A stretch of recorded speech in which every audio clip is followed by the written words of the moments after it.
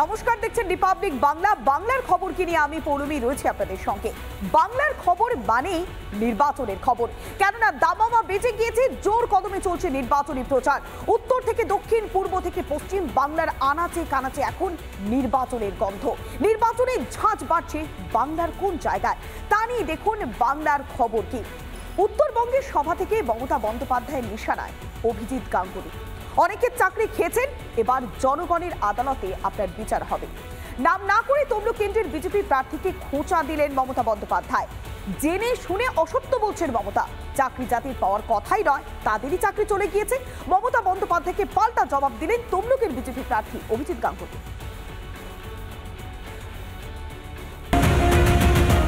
বৃহস্পতিবারের পর শুক্রবারে উত্তরবঙ্গের সভা মমতার। আলিপুরদুয়ারের তৃণমূল প্রার্থী প্রকাশজিৎ বড়াইকে সমর্থনে প্রচার। তুফানগঞ্জের সেই সভা থেকে প্রাক্তন বিচারপতি তথা তমলুকের বিজেপি প্রার্থী অভিজিৎ গাঙ্গুলিকে নিশানা করলেন মমতা। আমি ওনার বিরুদ্ধে ছাত্র নেতাকে প্রার্থী করেছি, দেবাংশুকে। দেবাংশু ছুটিয়ে বেড়াক, আর আমি চাই আপনি বিচার দিয়ে ছেলে মেয়েদের চাকরি খেয়ে নিয়েছেন অনেক ছাত্র ছাত্রীর। আজকে জনগণ বিচার দিয়ে আপনার চাকরি খাবে, এটা মাথায় রাখবেন। পাল্টা জবাব দিয়েছেন তমলুকের বিজেপি প্রার্থী অভিজিৎ গাঙ্গুলিও।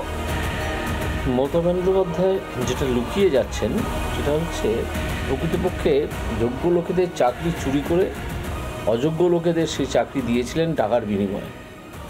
ফলে এই যে উনি বলছেন যে অন্য লোকের চাকরি খেয়েছেন, এটা উনি সব জেনে শুনে অসত্য কথা বলছেন। এবং চাকরি যাদের করাই উচিত না অথচ তারা চাকরি দিয়েছিলেন, আমি শুধুমাত্র তাদেরই চাকরির টার্মিনেট করেছিলাম। এদিন সভা থেকে নাম না করে বিজেপি ও নিশীথ প্রামাণিককেও নিশানা করেছেন মমতা। কেউ যদি এলাকায় বদমাইশি করে, ওই তোমাদের প্রার্থীর মতো লোকেরা, ওই গুন্ডারা, তাদের অ্যারেস্ট করে দেখাও। আমি তো আমাদের কর্মী আরাবুলকে অ্যারেস্ট করতে পারি, শাহজাহানকে অ্যারেস্ট করতে পারি, তাহলে তোমরা কেন গুন্ডাকে হোম মিনিস্টার রাখো? পাল্টা জবাব দিয়ে এসেছে বিজেপি শিবির থেকেও। শাহজাহানকে কোথায় অ্যারেস্ট করতে পেরেছে? যখন হাইকোর্ট একটা প্রেশার দিয়েছে, বলেছে যে সিবিআই অ্যারেস্ট করতে পারে বা ইডি অ্যারেস্ট করতে পারে বা পুলিশও অ্যারেস্ট করতে পারে, তখন তারা ভয় পেয়ে পাচ্ছে শাহজাহানকে সিবিআই বা ইডি যদি প্রথমে অ্যারেস্ট করে ফেলে তাহলে সমস্যা হতে পারে। সেই জন্য তার পুলিশ শাহজাহানকে সুরক্ষা দিয়ে রাখছিল। তারা শাহজাহানকে যে সুরক্ষাটা দিয়ে রাখছিল তার বদলে তাকে নিয়ে থানায় যায়। অভিজিৎ গাঙ্গুলি নিশীথ প্রামাণিকের পর বীরভূমে বিজেপি প্রার্থী দেবাশিস ধরকেও আক্রমণ করতে ছাড়ছেন না মুখ্যমন্ত্রী। শীতলকুচির ঘটনা নিয়ে ফের নিশানা দেবাশিস ধরকে। 4 জন সংখ্যালঘু ভাইকে গুলি করে মারা হয়েছিল ইলেকশনের লাইনে, এবং একজন রাজবংশী ভাইকে যিনি নির্দেশ দিয়েছিলেন তিনি আবার বীরভূমে পালিয়ে গিয়ে বিজেপি প্রার্থী হয়েছে। মমতাকে পাল্টাতো বীরভূমের বিজেপি প্রার্থী দেবাশিস ধরের। ওনারা সেই গঠনতন্ত্র মেনে সংসদীয় কমিটি নির্বাচন করে। আমার মনে হয় যে এই ব্যাপারে ওনার কোনো মন্তব্য না করাই ভালো। শীতলকুচির গুলি কেন চলেছিল, কার প্ররোচনায় চলেছিল এবং কেন চলেছিল, এটা ভালো করেই আমার থেকে উনি জানেন। বেশি মুখ না খোলাটাই ভালো। লোকসভা ভোটে তৃণমূলের পাখির চোখ উত্তরবঙ্গ, সেখানে আজ জোড়া সভা মমতার। আলিপুরদুয়ার ও জলপাইগুড়ি 2019 সালের লোকসভা ভোটে এই দুটি আসনে জিতেছিল বিজেপি। মানুষকে কি তাই ভুল বোঝানোর মরিয়া চেষ্টা তৃণমূল নেত্রীর? রিপাবলিক বাংলা।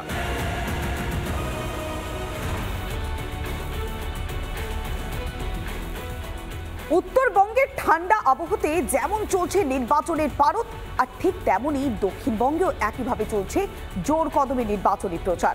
কৃষ্ণনগরে জোর কদমে প্রচার চালালেন বিরোধী দলনেতা শুভেন্দু অধিকারী।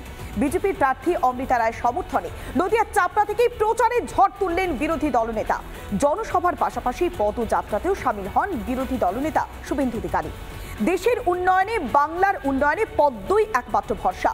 দুর্নীতিগ্রস্ত তৃণমূলকে সরিয়ে নদিয়ার মাটি থেকে বিজেপির হাত শক্ত করবার আহ্বান জানালেন বিরোধী দলনেতা।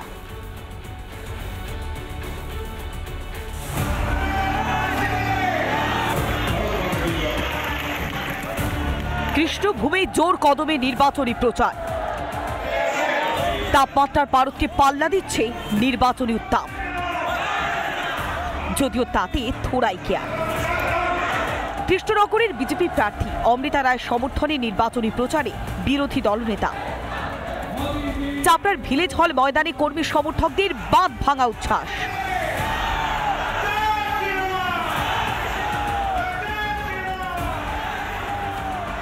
নির্বাচনী প্রচারে একাধিক ইস্যুতে রাজ্যের শাসক দলকে তুলোধনা করলেন বিরোধী দলনেতা।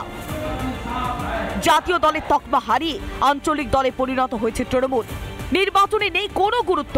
রাজ্যের শাসক দল তৃণমূল কংগ্রেসকে নিশানা করলেন বিরোধী দলনেতা। তৃণমূল কংগ্রেস আগে জাতীয় পার্টি ছিল, এখন আঞ্চলিক পার্টি হয়েছে। তারা পশ্চিমবঙ্গের বাইরে একটি দুটি আসন ছাড়া নির্বাচনে লড়াই করার যোগ্যতা, সক্ষমতা বা ক্ষমতা কোনোটাই তাদের নেই।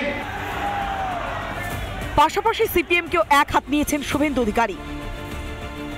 সিপিএম এর কথা ছেড়ে দেন, কেরালা ছাড়া সিপিএম কোথাও নেই। ত্রিপুরা থেকেও উঠে গেছে, পার্টিটা সাইনবোর্ডে পরিণত হয়েছে। নদিয়ার মাটি থেকে দুর্নীতি সহ একাধিক ইস্যুতে বিরোধী শিবিরকে করেছেন টার্গেট। কৃষ্ণনগরের তৃণমূল প্রার্থীকেও চাঁচা ছোলা ভাষায় নাম না করে আক্রমণ করলেন বিরোধী দলনেতা। এখানকার তৃণমূলের প্রাক্তন সাংসদ বর্তমান প্রার্থী একটা লিপস্টিক, একটা ভ্যানিটি ব্যাগ ইত্যাদির জন্য আমাদের দেশের পার্লামেন্টে পাস ওয়ার্ড বিদেশে পাচার করেছেন ঘুষের বিনিময়ে। একে ভোট দেবেন আপনারা? ভোট দেবেন? জনসভার পাশাপাশি প্রার্থীর সমর্থনে পদযাত্রাতেও সামিল হন বিরোধী দলনেতা শুভেন্দু অধিকারী। সরাসরি জনসংযোগেও সামিল হন তিনি। ধামসা বাদল সঙ্গে কাসর ঘণ্টা, এক কথায় উৎসবের আমেজে পথে প্রচারে উজ্জীবিত বিজেপির কর্মী সমর্থকরা। নদিয়া থেকে পলাশ মণ্ডল ও পিঙ্কি অধিকারী, রিপাবলিক বাংলা। একদিকে চাপড়া, অন্যদিকে নৈহাটি, সব জায়গাতেই চলছে নির্বাচনী প্রচার। আর যার মধ্যমণি বিরোধী দলনেতা শুভেন্দু অধিকারী। ফের গরু পাচার সহ একাধিক দুর্নীতি, অন্যদিকে সন্দেশখালী সহ একাধিক ইস্যুতে রাজ্যের শাসক দলকে অল আউট অ্যাটাক করলেন বিরোধী দলনেতা শুভেন্দু অধিকারী। অন্যদিকে এদিন মোট 450 জন বিজেপিতে যোগদান করেছেন। মণ্ডল এবং মোর্চা নেতাদের সঙ্গে আলোচনা করে এই বিপুল সংখ্যক যোগদান বলে জানিয়েছেন বিরোধী দলনেতা শুভেন্দু অধিকারী।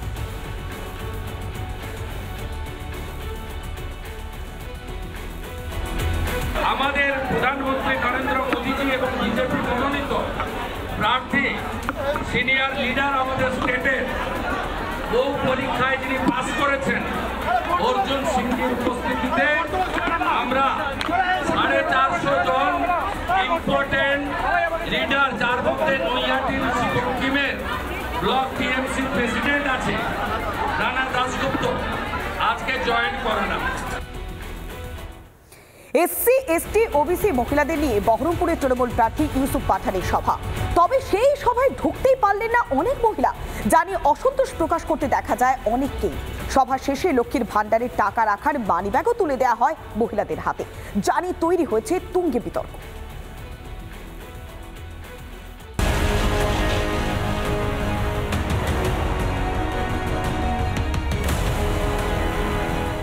বহিরাগত প্রার্থী নিয়ে তোলপাড় রাজ্য রাজনীতি। শাসক থেকে বিরোধী একে অপরের বিরুদ্ধে খড়গহস্ত। এমন আবহে কর্মী সভায় গিয়ে অস্বস্তিতে পড়লেন বহরমপুরের তৃণমূল প্রার্থী ইউসুফ পাঠান। ভোটের পর তৃণমূল প্রার্থীকে এলাকায় পাওয়া যাবে কিনা তা নিয়ে তৈরি হয় সংশয়। বিষয়টি আঁচ করতে পেরে সকলের পাশে থাকার আশ্বাস দেন ইউসুফ। किया है कि मैं जीतने के बाद आऊंगा और पहला काम उनके लिए जो समस्या उनकी है वो समस्याओं को मैं पूरी करने की कोशिश करूंगा और मेरे परिवार का कोई हिस्सा या मेरे परिवार का कोई भी व्यक्ति अगर डिफिकल्टी फेस करता है मतलब मैं डिफिकल्टी वो फेस करता हूं। প্রার্থী আশ্বাস দিলেও মহিলাদের মধ্যে দেখা গেল অসন্তোষ। প্রার্থীর কথাই বুঝতে পারলেন না অনেকে আবার বসে থাকতে হলো বাইরে। অতটা ভালো করে শুনতে পাইনি, বাইরে আছি তো, ভেতরে সব গ্যাঞ্জাম হচ্ছিল। কয়েকটা বোঝা যাচ্ছিল যে তোমরা যতদিন আছো তোমাদের পাশে আমি আছি। কেউ বা আবার বললেন ভোট এলেই প্রতিশ্রুতি, ভোট মিটে গেলে তার পূরণ হয় না। ভোট এলেই তো বলে, তো ভোটের আগে তো এইসব শুনতে পাই না। ভোট পেরিয়ে গেলে এখন পাওয়া যায় না। না। এরপরই ড্যামেজ কন্ট্রোলে নামেন রেজিনগরের তৃণমূল বিধায়ক তথা জেলা তৃণমূলের চেয়ারম্যান রবিউল আলম চৌধুরী। ইউসুফ পাঠান তো বাঙালি না, এটা তো আমরা অস্বীকার করছি না, কিন্তু আজকে বাংলা বুঝলে আমরা আছি। ইউসুফ পাঠান যেটা বলবে আমরা তার বাংলা অনুবাদ করে মানুষের কাছে পৌঁছাবে এবং আস্তে আস্তে উনিও বাংলা বলতে শিখে নেবেন, এটা আমরা খুব ভালো করে বলতে পারি। শাসক দলকে কটাক্ষ করতে ছাড়েনি বিজেপি। পারবেন কেন? তোকে তো কথা না, এখন তো টাইম হয়নি ওনাদের রাত্রি 11টা 12টার সময় পিঠে বানাতে রাজ্য হলে রাত্রি 12টা তো বাজেনি, কত মহিলাদের ঘরে ঢুকতে দেয়নি। বহিরাগত ইস্যুতে সরগরম রাজ্য রাজনীতি। ইউসুফ পাঠানের এই সভা কি আরো উস্কে দিল সেই বিতর্ক? মুর্শিদাবাদ থেকে ইন্দ্রাশিস বাগচির রিপোর্ট, রিপাবলিক বাংলা। প্রচারের ময়দানে এবার দিদিদের লড়াই। হুগলিতে রচনা লকেটে জোর প্রচার। দুই তারকা ইতিমধ্যেই ঝড় তুলেছেন প্রচারে, তবে একে অপরকে আক্রমণ করতে ছাড়ছেন না দুপক্ষই। ক্ষমতায় এলে হুগলিতে শিল্প হবে বলে জানিয়েছেন বিজেপি প্রার্থী লকেট। জেগে জেগে স্বপ্ন দেখছেন নাকি? লকেটকে পাল্টা কটাক্ষ করলেন রচনা ব্যানার্জি।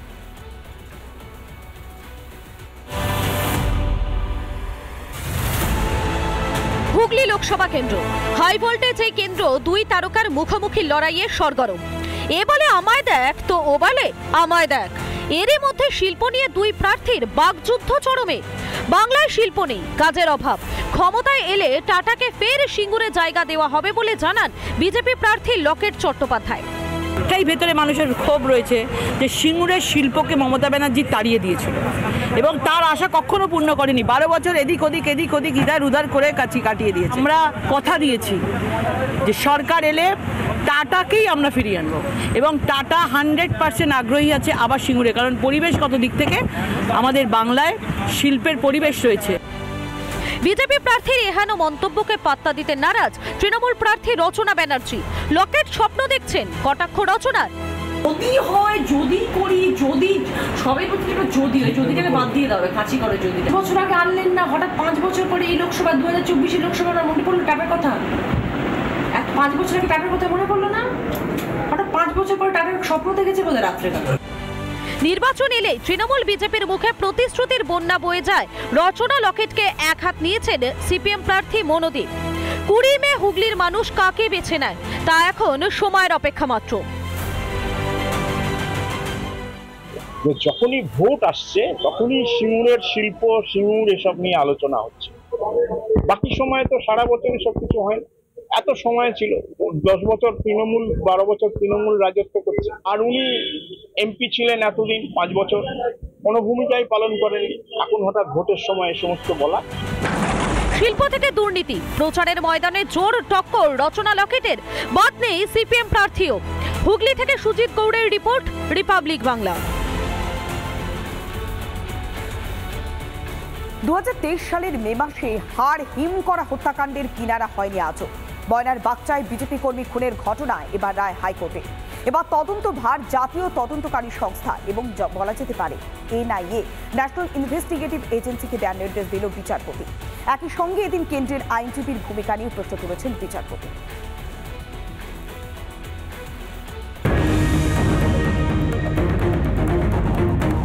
ময়নার বাগচায় বিজেপি কর্মী খুনের তদন্তভার দেওয়া হলো এনআইএ-কে। 15 দিনের মধ্যে তদন্তের দায়িত্ব নেওয়ার নির্দেশ দেন বিচারপতি জয় সেনগুপ্ত। তদন্তভার নেওয়ার কথা জানিয়ে আগামী 24 এপ্রিলের মধ্যে জমা দিতে হবে রিপোর্ট, এমনটাই নির্দেশ আদালতের। 2023-এর মে মাসে বিজেপির বুথ সভাপতি বিজয় কৃষ্ণ ভুইয়াকে খুনের অভিযোগ ওঠে শাসক দলের বিরুদ্ধে।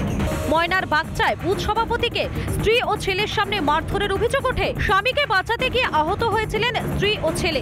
পরে বাড়ির অদূরেই মিলেছিল রক্তাক্ত দেহ। এনআইএ-কে ঘটনার তদন্তভার দেওয়ায় খুশি পরিবারের সদস্যরা।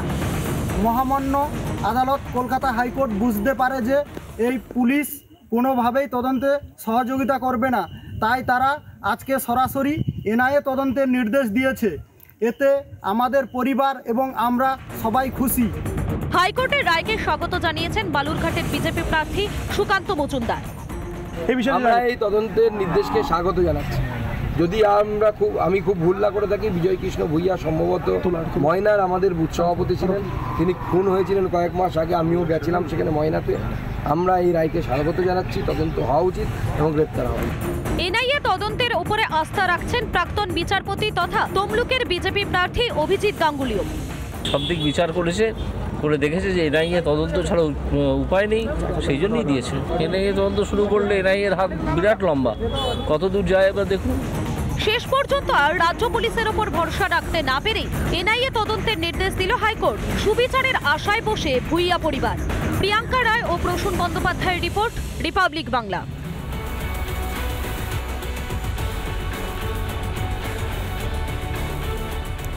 সন্দেশখালীকে কেন্দ্র করে যেন অভিযোগের পাহাড়। সন্দেশখালীর বুকে বিরাট সম্পত্তি শেখ শাহজাহানের। শাহজাহানের নামে বিরাট মার্কেটটিও গ্রামবাসীদের জমি দখল করেই নাকি তৈরি হয়েছে। জমির উপযুক্ত নথিপত্র নিয়ে সল্টলেকের ইডি অফিসে অভিযোগ জানালেন সরবেড়িয়ার 3 জন বাসিন্দা।